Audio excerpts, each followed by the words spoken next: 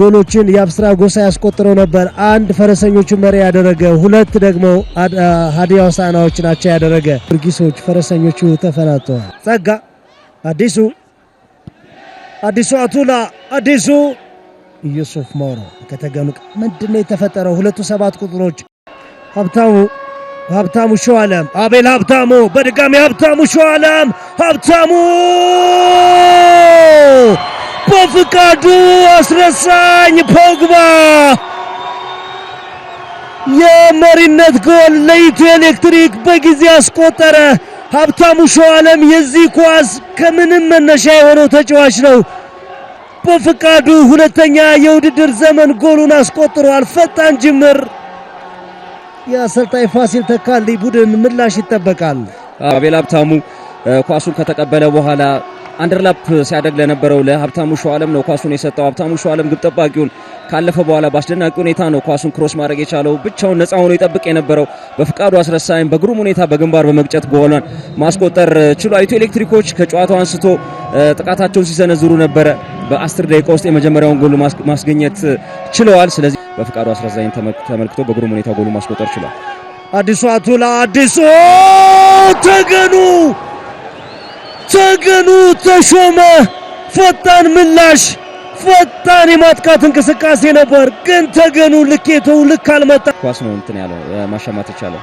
ጸጋ ከደር ጸጋ ሀብታሙ ሸዋለም በሚገባ ወደ ኋላ ተመልሶ ተከላከለ። ብሩክ የማነ መጥቶለታል። ያሬድ ማነ ጥሩ ኳስ ምን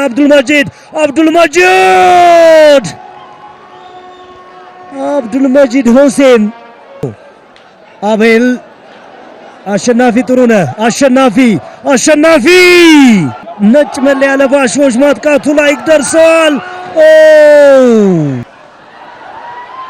አደገኛ ኳስ ምናልባት ጸጋ ፍጹም ጥላሁን አባጭር ቅብብል ጀምረውታል። ሀብታሙ ጎልላት ዩሱፍ ሞሮ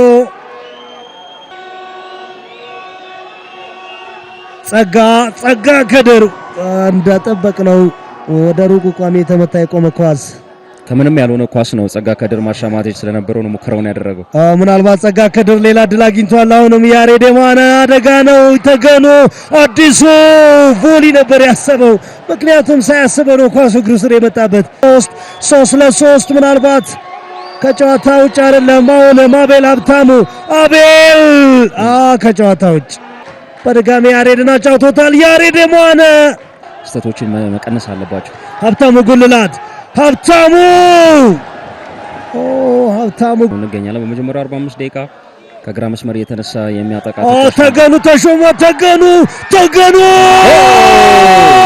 ተሾመ በመጨረሻም በቢጫና ብርቱካናማዎቹ በኩል በጉጉት ሲጠበቅ የነበረው ጎል ያውም ከፍ ባለ በራስ መተማመን አየር ላይ በደረታ ወረደ፣ ወደሚፈልገው ቦታ ወሰደ።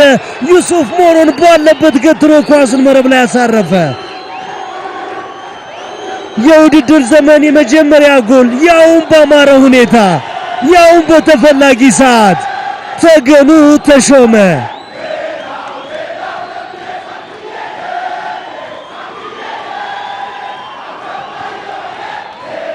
አሰልጣኝ ፋሲል ተካልኝ እንደዚሁም የአሰልጣኝ ቡድን አባሎቻቸውን ከጭንቀት ኳሱ የተነሳው ከሄኖክ ዮሐንስ እግር ስር ነው። አዲሱ አቱላ የኢትዮ ኤሌክትሪክ ተጫዋቾች ላይ ተጽዕኖ አሳደረ።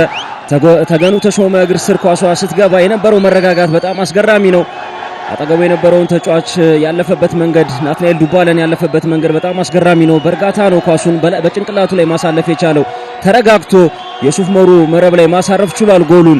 ቅዱስ ጊዮርጊስ ጎል ከተቆጠረባቸው በኋላ ያቻነህ ግብ ለማግኘት ጥረት ሲያደርጉ ነበረ፣ ሲያንኳኩ ነበረ። በስተመጨረሻ በረከት ነው በግንባር ገጭቶ ወደ ተገኑ ጨርፎ የላከው ዩሱፍ ሞሩ ከፍጹም የተፈጠረበትን ጫና አምልጧል።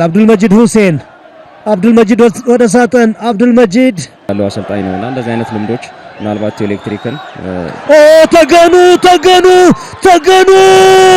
ተሾመ በረከት ወልደ ዮሐንስ ራሱ ያጠፋውን ስህተት ራሱ አርሟል። ፏድ በድጋሜ ለፍጹም ጥሩ 1-2 ቅበቧል። ጸጋ ከድር ቅዱስ ጊዮርጊስ የዚህኛው አጋማሽ በጣም በርቀት የተሻለው ቡድን አነ ያሬድ ማነ ምናልባት ቤል ሀብታሙ ቢሆን ኖሮ ኢትዮ ኤሌክትሪክ መሪ ማድረግ ይችል ነበር። ፍጹም ጥላሁን ናትና ፍጹም ጥላሁን አዲስ አበባ ቄራ አልማዝዬ ሜዳ ያደገው በደረጃ አንገቴ መልማይነት ከቅዱስ ጊዮርጊስ ጋር የተዋወቀው ፍጹም ጥላሁን እነሆ ለሁለተኛ ተከታታይ ጊዜ ፈረሰኞቹን ከድባቴ ከድብርት ከትካዜ የሚያወጣ ጎል 76ኛ ደቂቃ።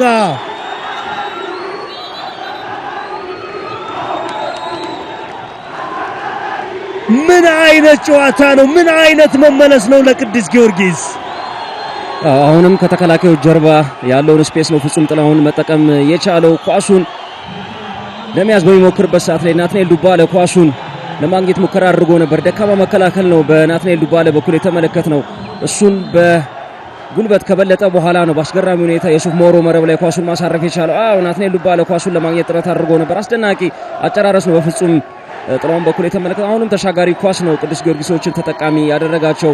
በኢትዮ ኤሌክትሪክ ተከላካዮች በኩል አሁንም ክፍተቶችን ተመልክተናል። የመጀመሪያው ጎል ሲቆጠር በተከላካዮች መካከል ክፍተቶች ነበሩ። አሁንም ሁለተኛው ጎል ሲቆጠር ተመሳሳዩን ተመልክተናል። ለፍጹም ጥላሁንም ለቅዱስ ጊዮርጊስም ግን በጥሩ ሰዓት ላይ የተገኘች ግብ ነች። ቅዱስ ጊዮርጊሶች ይህንን ደስታ የሚፈጥር ጎል ሊያገኙ እንደሚችሉ ጭምጭምታ ነበረ። መቼ ከየት ያልመለስነው ጥያቄ አሁን መልሱን አግኝተነዋል ከፍጹም። ምናልባት ለኤሌክትሪኮች ምሽቱን የበለጠ ጨለማ እንዳይሆን ተመስገን ዮሐንስ ዶላቸው ተመልክተን ነበር። ያ ፈቃዳቸው ደግሞ ቀጥቷቸው ሁለት ጎሎችን አስተናግደዋል። ግን ከረፈደ ኢዮብ ገብረ ማርያም ያን ያህል ብዙም ተጽዕኖ እንዲፈጥር የማይጠበቅበት አደገኛ ኳስ ፓትሪክ ሲቦማና ኢዮብ አሚኑ ነስሩ ምናልባት ጥፋት ሰርቷል።